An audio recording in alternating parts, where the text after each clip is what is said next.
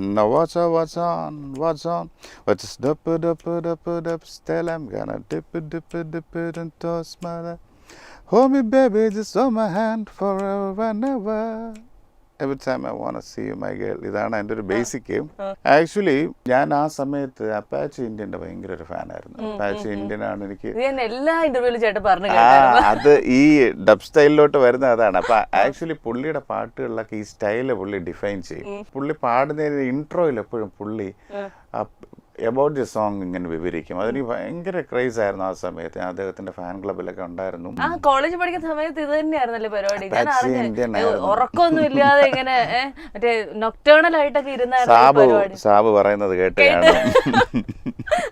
പക്ഷെ നമ്മളിപ്പോ വിചാരിക്കും ചേട്ടൻ അതുപോലെ ഇപ്പോഴും രാത്രിയൊക്കെ 2 മണിക്കും 3 മണിക്കൊക്കെ ഇരുന്ന് കമ്പോസ് ചെയ്യുമെന്ന്. പക്ഷെ നിങ്ങൾക്ക് തെറ്റി.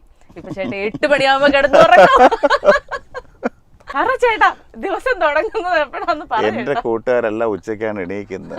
അത് കാരണം ഞാൻ അവന്മാർക്ക് എപ്പോഴും രാവിലെ മെസ്സേജ് ചെയ്യും, എണീക്കോ മടിയന്മാരെ എന്നൊക്കെ പറഞ്ഞു. ഞങ്ങൾക്ക് തുടങ്ങിയിട്ട് കുറച്ച് നാളേ ആയുള്ളൂ. കാര്യം അവിടെ ഞങ്ങളുടെ എന്താണ് അവിടുത്തെ ഡയറക്ടേഴ്സും എല്ലാവർക്കും രാവിലെയാണ് അവർക്ക് സൗകര്യം. അത് കാരണം ട്യൂൺസ് കൊടുക്കാൻ രാവിലെയാണ് നല്ലതല്ല. പ്രത്യേകിച്ച് അതിൽ ഗുണമൊന്നുമില്ല. രാവിലെ അങ്ങ് ചെയ്ത് തീർത്താൽ ഗുണം. അതുകൊണ്ട് 8 മണിക്ക് ഉറങ്ങുന്ന ആൾ എത്ര മണിക്ക് എഴുന്നേക്കുന്നത്? രാവിലെ എണീക്കാൻ ശ്രമിക്കാറുണ്ട്. 4:30 5 മണി.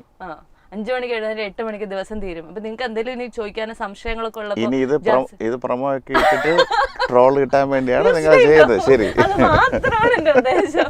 ചേട്ടാ ഇനി തമാശകൾക്കപ്പുറത്തേക്ക് ആ ഒരു കാലഘട്ടത്തില് അല്ലെങ്കിൽ പിന്നീട് കുറച്ചധികം കാലം ഈ മലയാളികൾക്കൊരു പ്രശ്നമുണ്ട്.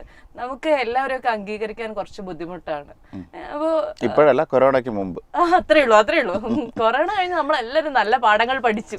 തീർച്ചയായിട്ടും കൊറോണ ആ ഒരു ഇതെന്ന് വെച്ചാല് ക്വസ്റ്റ്യൻ കഴിയട്ടെ, ഒരുമിച്ച് പറയാം. അല്ല അതുകൊണ്ട് ഞാൻ പലയിടത്ത് കേട്ടു ചേട്ടന് ഒരുപാട് ബോഡി ഷേമിങ്ങിന് വിധേയരായി, ഒരുപാട് ഹേർട്ട് മലയാളികളിൽ നിന്ന് കേൾക്കേണ്ടി വന്നിട്ടുണ്ട്, അനുഭവിക്കേണ്ടി വന്നിട്ടുണ്ടെന്ന്.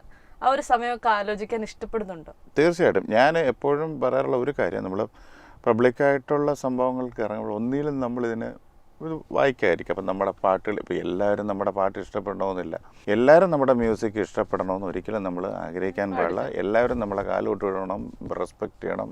മ്യൂസീഷ്യനാണ്, അതാണ് നമ്മൾ പാടാൻ വരുന്നവരിത് ചെയ്യണം. അങ്ങനത്തെ ഒരു കോൺസെപ്റ്റിലും നമ്മൾ വിശ്വസിക്കുന്നില്ല. പക്ഷെ അപ്പോഴും ഞാനൊരു കാര്യം ഇടയ്ക്ക് പറയട്ടെ, ഞാൻ ഏറ്റവും കൂടുതൽ കണ്ട കമന്റ് എന്താണെന്നറിയോ ചേട്ടനെ കുറിച്ച്? ഇങ്ങേരുണ്ടാക്കിയ ഒരു ഓളം ഒന്നും വേറെ ഒരാളും ഇവിടെ ഉണ്ടാക്കിയിട്ടില്ല എന്നുള്ളത്. ഇത്രമാത്രം പോസിറ്റിവിറ്റിയാണ് ചേട്ടൻ ഇന്റർവ്യൂസിനൊക്കെ അടിയിലും അല്ലെങ്കിൽ ചേട്ടൻ ഇടുന്ന പോസ്റ്റുകൾക്കിടയിലും ഒക്കെ ഞാൻ ശ്രദ്ധിച്ചത് അതാണ്. അത് ഈ എനിക്ക് തന്നെ ഒത്തിരി എന്താണ് നമുക്ക് ഇഷ്ടപ്പെട്ട പാട്ടുകൾ, ആ ഇഷ്ടപ്പെട്ട പാട്ടെന്ന് വെച്ചാൽ ഞാൻ എപ്പോഴും ആലോചിക്കും, നമുക്കൊരു പാട്ട് ഇഷ്ടപ്പെട്ടാൽ ആ പാട്ട് ഇഷ്ടങ്ങളുടെ ലിസ്റ്റിൽ നിന്ന് അത് മാറ്റാൻ പറ്റില്ല.